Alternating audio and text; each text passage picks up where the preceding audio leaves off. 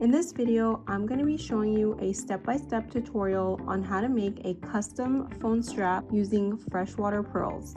Let's get right into it.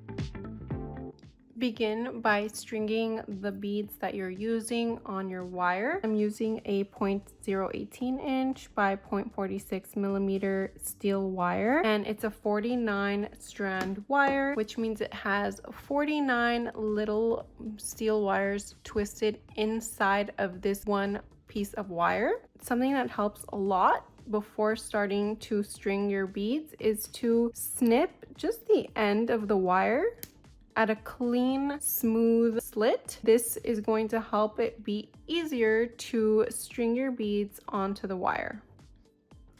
So I'm just gonna go ahead and put all of the pearls on the wire off camera, and then I'll come back and I'll show you guys how to do the closure.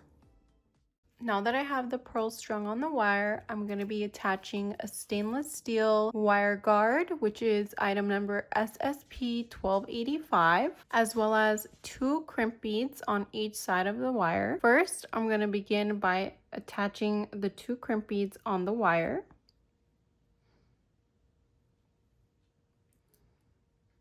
Also, keep in mind that I have the wire still attached to the spool. I like to do this because 1, it's a good way to gauge how much wire you're actually going to use, and 2, it will prevent the beads from falling off and flying everywhere. So it basically holds the beads on the wire until you're ready to put the clasp on it. After the 2 crimp beads are on the wire, attach the wire guard from one side of the bottom hole. The wire guard is kind of like a horseshoe shape, and the 2 sides that look like little tubes are actually hollow, and you can slide the wire inside of the hollow part,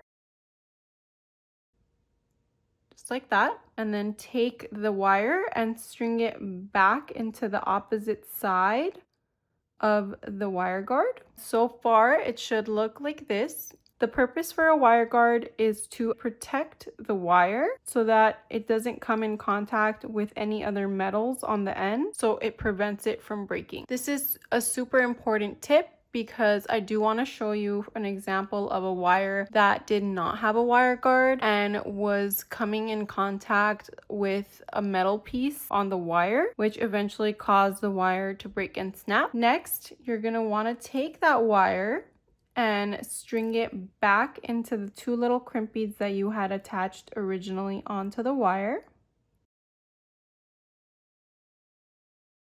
Once both wires are in the crimp bead, take the 2 beads and slide it all the way down where it meets the wire guard. And you can actually tighten this wire guard with pliers so that they come a little closer together, and push the crimp beads down to where it meets the wire guard.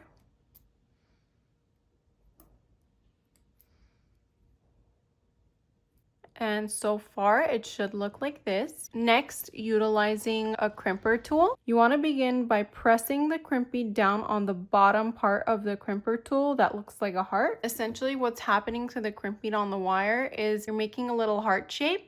You're turning it perpendicular, and then you're folding them over together on top. And it's super important to do this just enough to where it crimps it down, but not too much to where you can snap the wire. You want to do each crimp bead separately. So I placed it on the bottom section of the crimper tool, press down to where it creates that little slit on the crimp bead. And then just repeat the same thing to the second crimp bead as well. Now, as you can see on this side of the crimp bead, it has a little slit inside. Turn that perpendicular and place it into the top section of the crimper tool that's hollow, and that's going to create that fold over effect. Just repeat that to both crimp beads. This is what it should look like once both are crimped down. Snip off the extra wire and then slide your pearls where it would meet the 2 crimp beads. cut off about like 4 to 5 inches of wire, just so you have enough room to comfortably work with and be able to replicate the crimping method that we did on the other side of the wire. Using a cutter tool, just snip off the wire from the spool. Next, we're going to go ahead and attach the 2 crimp beads again onto the wire.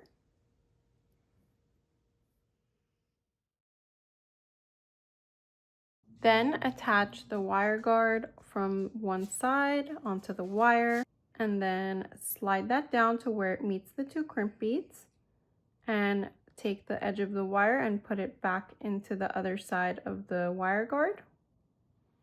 Then slide the wire back into the 2 little crimp beads. Sometimes it does get a little tricky to do this on the second side, so I like to utilize pliers to kind of be able to manipulate the wire and pull it in the event that I'm unable to with my fingertips.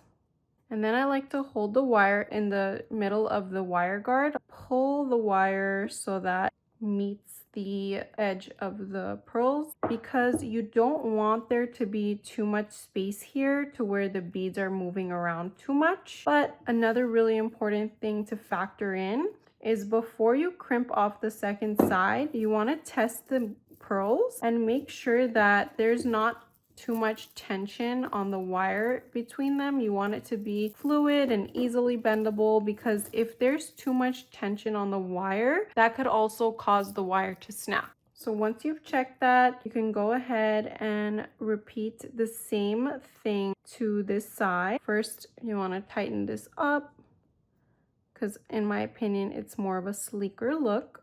And then utilizing the crimper tool, go ahead and crimp the bottom section of the crimper tool on each crimp bead.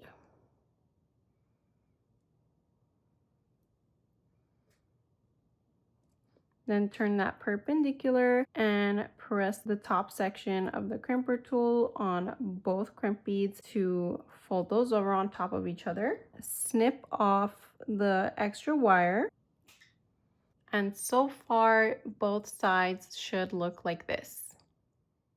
Next, I'm going to be attaching an oval jump ring onto the end of one side of the wire. I'm going to do this by utilizing my set of pliers and opening up the O-ring side to side,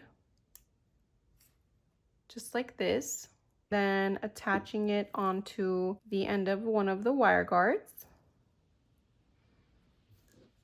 And then utilizing my set of pliers to close it back shut. And you kind of want to hear it click as you're closing it up. So once you pass it, come back to where they meet, and that click is going to ensure that there's no opening here and the wire guard won't potentially slide off. Before closing off the opposite side, insert it into the actual phone case, because once you attach the clasp onto it, it won't be able to come on and off. So that's super important to keep in mind. Once it's attached to the phone case, go ahead and utilize your set of pliers to open up the oval O-ring. Attach it onto the end of the wire guard. And then attach the clasp. Close the O-ring up, pass it, and then come back to where they meet. Always remember to try to hear that click. That's going to ensure that it's fully closed, and that way you can hook on the clasp. And you can totally stop here if you want, but I'm also going to be attaching this larger style pearl to dangle off of the pearl as well. You will need a head pin. Slide the head pin into the hole of the pearl and push it to the bottom. Next, using a flat plier, create a 90-degree angle with the wire. Leave a little bit of space between the pearl and the wire to be able to wrap the wire back onto the wire itself.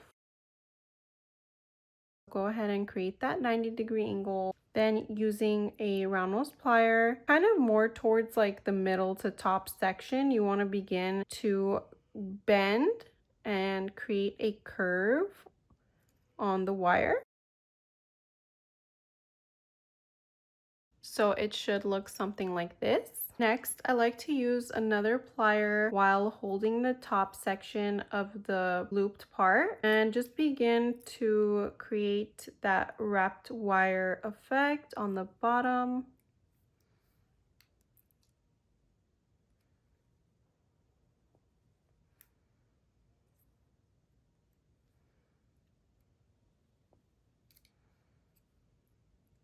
And I kind of twist it as I go, just because I find it easier to do the wire wrapping like this.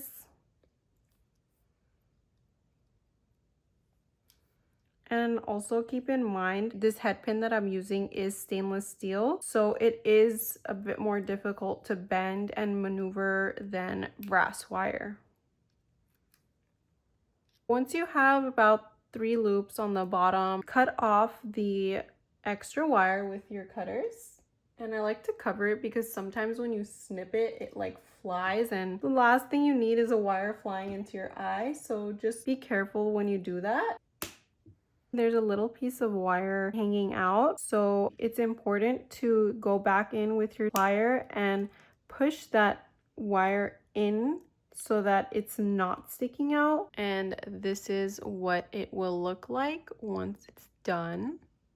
So I'm gonna go ahead and attach it with my set of pliers. Open up the O-ring, attach it to the loop of the pearl, and then gonna attach it to the side of the clasp, then close it up using my set of pliers. Pass it and then come back to where they meet.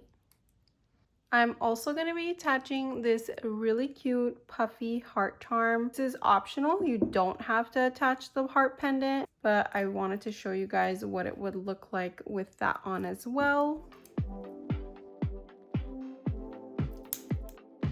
So once you're done, it should look something like this.